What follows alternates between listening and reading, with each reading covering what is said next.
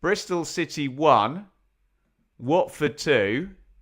A second win for Edward Still as the new-ish Watford manager. And a quite brilliant goal from Jeremy Ngakia to get the win for the Hornets tonight. It was a game that we thought would be decided by out-of-possession stuff, and it kind of was. Watford scored early in this one. Chak Fatadze getting down the left-hand side. He knocks it forward. Kayembe does well in that he very early knocks it across the box. He goes through the legs of the defender. Keremgard across the near post. Sweeps it home from point-blank range. Jeremy Ngakia has just been congratulated by Iran Kunda and Mfuni there, because he's going to be the chief protagonist in the story of this win. Bristol City then have lots of territory, lots of possession, but don't create a hell of a lot in the first half.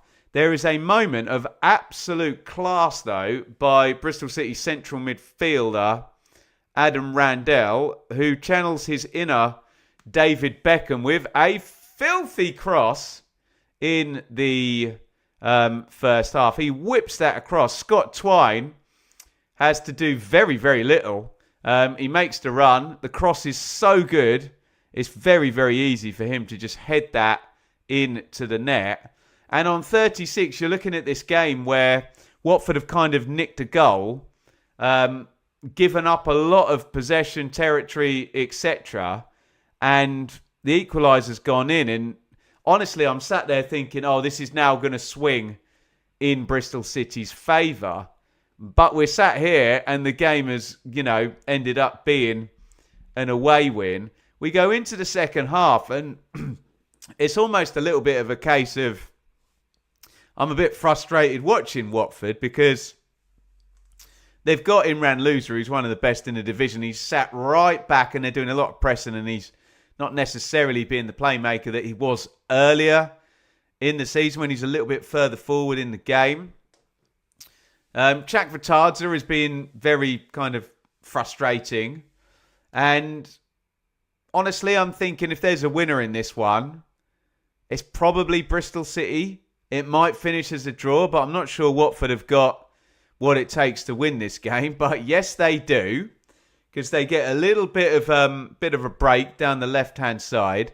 The ball's cut back, and you can watch the clip back on the watch-along replay. We're just watching via the hard cam, so Sam Parkin in the commentary box will have been able to see that Jeremy Ngakia was just coming onto the play from right back, as you'd want a full-back to. The ball comes back and you think, oh, okay, what have you got?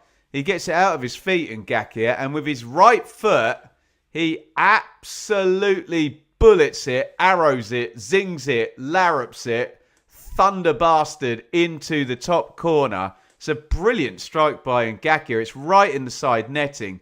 So it's not just one that smash it as hard as you can. It's very accurate as well. It's a tremendous goal to win the game. It does feel like they may have kind of nicked it there a little bit, but were Bristol City amazing? Have Watford done a job on them here? Maybe that is the case after all. Stats for the game: 64% possession to City, 36 Watford. Not a hell of a lot created. Both sides under 1 XG. I've got to say, two very good goals in terms of the cross for Twine's header, and Ngakia's strike is just a beaut, isn't it? 4 shots on target apiece. It all feels very much like a game that if you played it 10 times, it's probably a draw 9 times. But bit of quality from the Watford fullback getting forward, and he has won them the game, and they've hung in there in the end. Fair play to Edward Still. He made the right subs to see it out, and they got through 6 minutes of stoppage time. And a very useful win there. As I say, 6 points across 3 games now for Watford, and you know me, I say 2 points per game over any sample size, even if it is 3 games, you'll take it. Watford move into 7th spot. Yes, they could be overtaken by any number of teams tomorrow. Southampton, Preston, Birmingham. Well, Birmingham can't overtake them tomorrow because they literally don't play until Monday. But you take my overarching point. Derby could go above them as well. But they're in the conversation. Do Watford look like a team who are on the edge of the playoffs, playing really well, who, you know, are going to challenge and get in there and win them?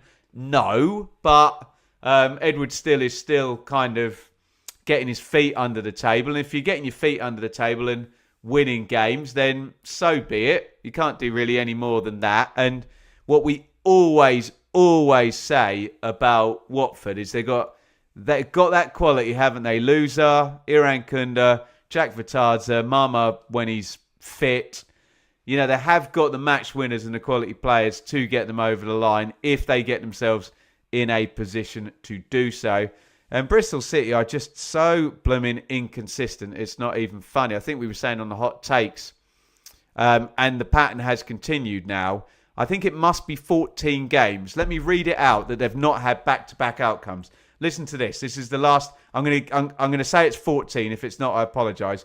Lost, won, lost, drawn, won, lost, drawn, won, lost, won. And then you do get back-to-back wins going into December. So they never do the same thing twice in a row, do they, Bristol City? Yes, I understand they had an injury crisis through the winter, and then that had kind of fixed itself, hadn't it? And then all of a sudden, centre-backs are dropping like flies and you're having to play wing-backs inside. I get it. It's not helpful for your consistency, but it's not helpful for the Bristol City fans because they've been in and around it all season. Remember, they started hot, didn't they, with big win on opening day, and they've been in and around it all season, haven't they? In spite of injuries and inconsistencies, and we know there's some sense that anyone in that middle pack that literally puts anything together between now and the end of the season, you know, can you do a 4 wins in 6 at any point between now at the end of the season? If you're in that chasing pack, that may well be the difference. Just one good run now from any team, basically between, well, let's say, you know, chasing Wrexham down. Obviously, if Wrexham do the business, it's very hard to get in, isn't it? But any door opens, then there's loads of teams that could walk through it. You look all the way down.